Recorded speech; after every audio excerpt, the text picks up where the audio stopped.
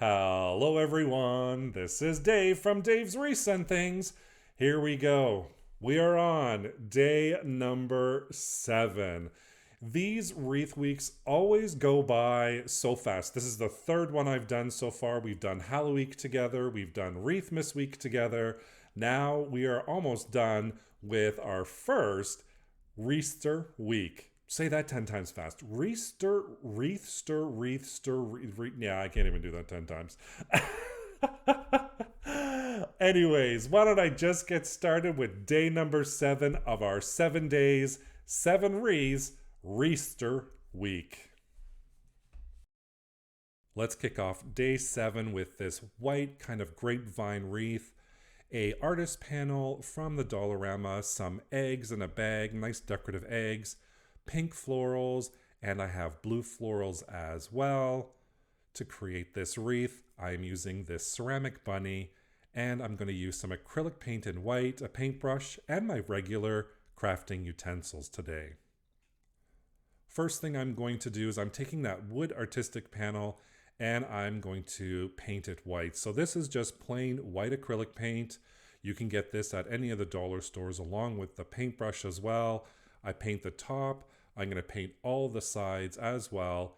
And once I'm done painting all of the sides and the top, I'm just going to let it completely dry. Once it's dry, I'm going to grab my white wreath frame. And this is just a wood wreath frame. It's a small one. It's about maybe 9 inches, 10 inches. And what I decide to do to attach it to the wood panel is use a screw. Now you can see I'm fumbling around. It wasn't the greatest thing to do, but it was the most secure thing to do in the end. So I'm very happy I did this instead of gluing. I was contemplating whether to do a wood glue or just a wood hot glue. In the end, the screw was actually a really great choice, but it was very secure.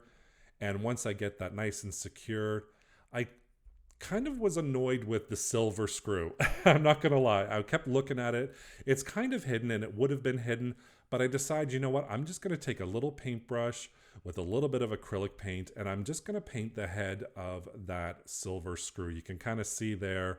It's a little bit more hidden. It's not so much in your face. So that just made me a lot happier in the end.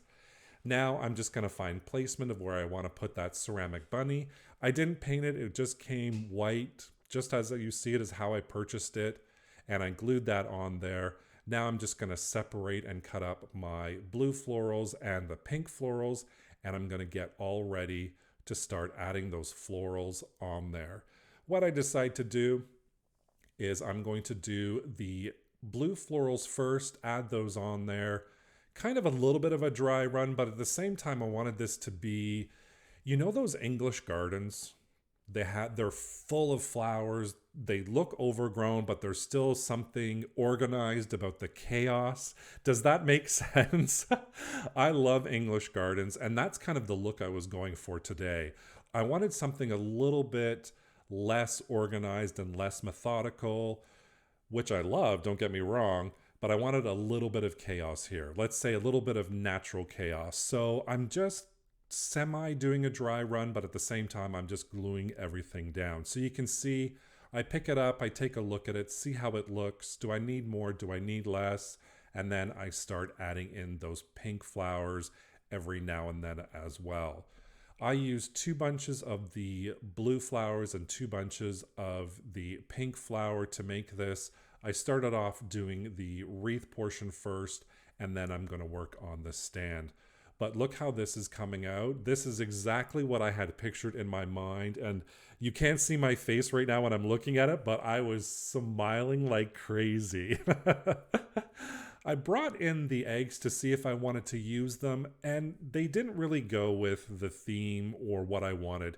So I know I showed them in my materials list in the beginning, but I did not end up using them in the end. And you know what? That's totally cool. It happens sometimes. You get going and you kind of put something down there and you're like, yeah, this doesn't work. And you either take it off or you try again.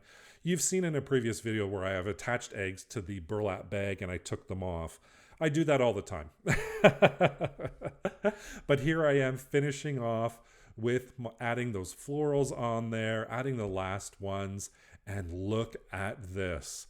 I have to say, this just made me smile. I was so happy with it. It turned out exactly how I wanted with those florals and that cute little bunny.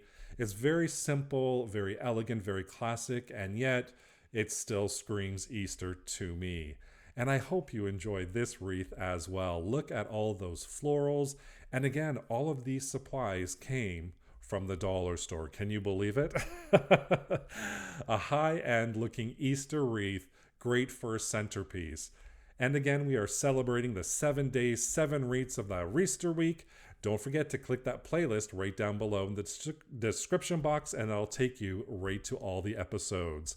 Thank you so much for joining me today. I had a lot of fun and I hope you did as well. Don't forget to subscribe and hit that notification bell so you can be notified every time I upload a new video. Thank you so much for watching. Take care. Bye for now.